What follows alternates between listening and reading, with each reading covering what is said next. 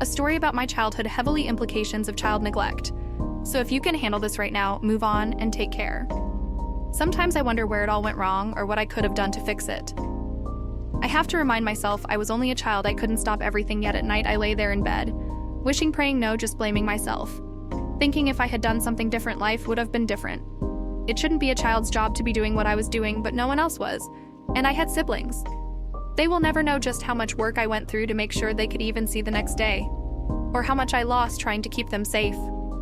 The saddest part about that is all I can remember from ages 1. 6 was feeling like a doll, a hollow husk of a little girl. I was never a child.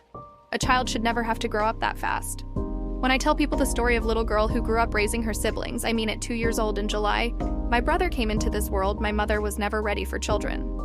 Never ready for me, but here comes home a little boy. 2 years.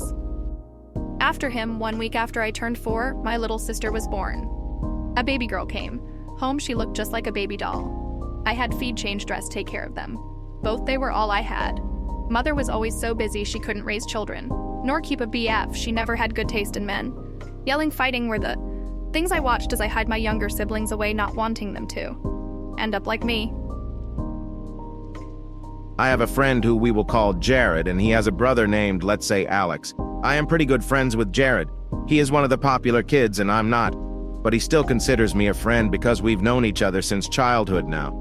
His brother and I aren't exactly best mates, but we are more than just acquaintances, and he's 2 years older than me. About a year ago today, they told Alex that he had cancer in his lungs and leg, and him and his family have been fighting for years, and mine and his family are Mormon, so there was a lot of praying. But just a few days ago, the doctors told him there was nothing they could do. They didn't know when, but he was going to die. They tried everything. I was devastated hearing. My school ran the Terry Fox Run, and a third of the school ran for him.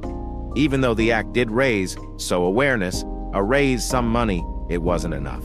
He is still going to die. One of the worst things about this is that my friend, whenever he is at school, he has a smile on his face like nothing is wrong. But once I saw him alone and he looked like he was on the verge of tears, he didn't feel comfortable crying about his own brother's death in front of his friends, and that left me heartbroken.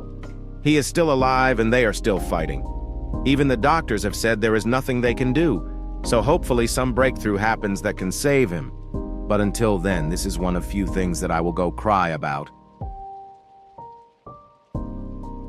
This is something that affects me deeply on a regular basis and has since the day it happened. But I have only been able to tell a handful of people. Even then, it makes everyone wildly uncomfortable, so I don't get to talk about it often or in depth at all. In 2018, we ended up with a pregnant cat. Our neighbor essentially dumped her on us, and she had 5 kittens. The firstborn, and biggest by far, was an all-black baby that I watched come into this world. We gave them all temporary names, and my brother, both of my brothers were my roommates, really wanted to name the all-black one Reaper, after Grim Reaper. At the time, I knew I wanted to keep one of the kittens, but I hadn't decided which one, and frankly, I didn't think it would be the black one, because the other 4 were absolutely beautiful. So I let him pick Reaper as his name, and I picked the other 4 names. After a few weeks, I was realizing how impossible it was going to be to pick one of them to keep. I loved all of them with all of my heart. I decided to let the universe pick for me. I just let people adopt them freely until only one was left. I ended up with Reaper. At that point, that was his permanent name. And he was an absolute angel of a cat, just perfection. He understood full sentences, he talked back to you. He melted when you picked him up, came when he was called. Never used his claws on skin.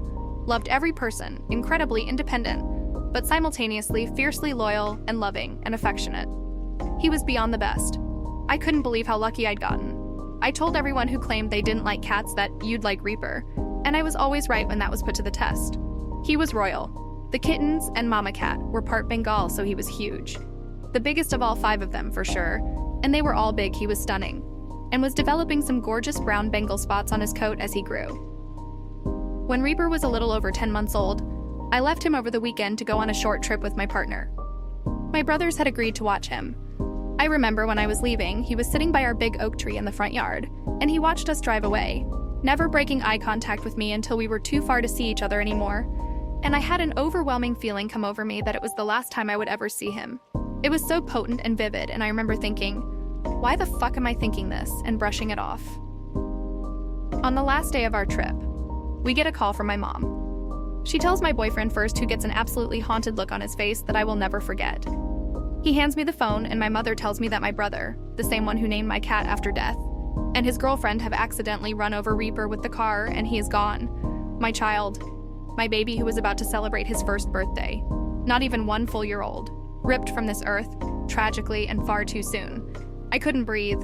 I couldn't swallow. My face was hot, and I hung up the phone without saying a word. I found out soon after that they'd been sitting in the car in the driveway for 15 minutes, deciding where to go eat and in what order to do their errands. And apparently Reaper noticed they were there, and, unbeknownst to them, decided to curl up under the driver's seat to be close to them. I have only talked to my brother about this one time, and it was shortly after it happened and very brief. I can't imagine the guilt him and his girlfriend must feel, so I don't feel comfortable showing my devastation in front of either of them. But it's unfair to all of us. It's such a tragic story, and most people can't handle it, don't know how to respond when I share it, so usually I just don't talk about it. But it feels so wrong and dishonorable to hide from his name. He deserves to be remembered and acknowledged. He was such an amazing, smart, beautiful, divine creature, and I want to carry his love forever. I work at a boarding daycare facility for dogs and cats. I worked with this one girl who was 25 and had a husband. He was no husband. They weren't even legally married, but she didn't want to be in her house and she got with him quick. He has a kid with someone else. He doesn't work. All he does is play video games. He's on disability for anxiety and is too scared to talk to other people and such. He doesn't do anything around the house besides some laundry. He doesn't even mow because the sun makes him sick. When she's sick, he doesn't take care of her. He can't even cook. Apparently, he makes her late or not even show up to work because he doesn't want her going and misses her. She told me once she had to tackle him for the keys. Before work, she has to cook him food or else he'll starve. She can't have anyone else's number because he has trust issues.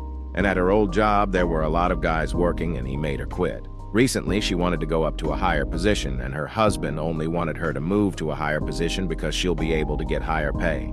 She stays because she loves him, and he's so understanding and caring. That's what she says. On the other hand, her phone is in his name. The car is in his name. They have pets together. Apparently, his parents are rich, and when they die, apparently he's going to get a big inheritance. She's so sweet and funny and just got a bad hand in life and the people she met, and I tried to tell her to find someone else and such. But eventually I got tired of it, and if she didn't judge my relationship, I won't judge hers. I wish I stood up for her more, and I wish I gave her more sound advice. That's probably one of my biggest regrets. She is a hard worker and takes on the harder jobs and more difficult dogs, and she gets shit done.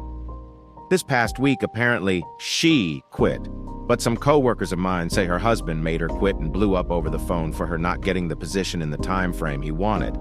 It's just sad. All of it is. I miss her, and I consider her one of my best friends. And I don't have many friends, so I'm so happy to have met her. And I hope if she's reading this to please get out. That man isn't going to change. I understand everything is in his name. And you may have to rehome your animals because once you leave, you may not be able to get somewhere where you can take care of all your animals. And I know he isn't going to take care of them all. And I hope you can rehome them before that happens. You don't have a strong support system, but I want to be someone who can help you, and I hope you can reach out to me. I never got to say goodbye and wish you luck in life. I grew up in a family home that was of low socioeconomic status. One thing I remember from growing up was the sock case. It was this huge pillowcase filled with mismatched socks that we stored behind our sofa, so it was at an access point for everyone. All the socks in there were shared between myself, 2 younger siblings, and our mother. I don't know why, but I was always so embarrassed when people saw me in odd socks, and I'd be jealous seeing everyone in their matching socks. Every morning I would sift through the bag looking to see what ones had the least amount of holes, or matched the closest in color. This lasted up until I turned 18, when I was eligible to apply for a benefit, and would get $120 a week for as long as I continued to study. I remember seeing that first bank transfer in my account. I had never seen so much money. After giving my mother $80 for board and putting money onto my bus card, I was left with $20 to spend on whatever I wanted every week, which was more pocket money than I had ever had. Also the only pocket money I had ever had. The first thing I purchased was 3 of the 3 PK ankle socks from Kmart. I thought I was the coolest kid on the block. I not only had a pair of matching socks for every day of the week, but I had socks that were mine and mine only. For the next few weeks, I would continue to purchase 3 packs of these socks from Kmart, occasionally buying for my little sister as well. My friends began to notice and would also buy me socks. It got to the point where I owned more socks than what I could wear. I could have a pair for every day of the month without washing. When I realized how excessive my collection got, I began thinking of all the other kids' families who may also be in the same situation. So I would donate new and old socks to all the places that had helped me so much over my childhood, with the hope that I could make anyone as happy and confident about owning a pair of matching, hole-free socks as they made me feel. 10 years on, I now no longer own as many socks as I did, just enough to get me to the next wash day. Be me 9 years ago, having dinner with my friend's parents, having a good time. My friend's dad gets a call from my friend, his son. My friend's name is Alex, has a humorous guy, always funny. But he has a secret. He got enrolled in the army, and he called me asking to keep it a secret, and has keeping it a secret from his family relatives. The first lines go along this: "Hey Dad, my friend stepped on a landmine while in the army and lost his left arm and his right leg." His dad replies, "That's horrible. Well, I hope he has a place to stay." My friend then asks if the friend could stay over at their house. His dad angrily says something along the lines of, "No, taking care of a handicapped person would be a huge burden. So many problems would rise and we wouldn't know what to do." My friend's dad hangs up the phone and we continue to eat. 4 days later, they got a phone call saying Alex fell off of a high place, the main cause likely being diseased by himself. When they went to identify the body, they found him without a left arm and a right leg.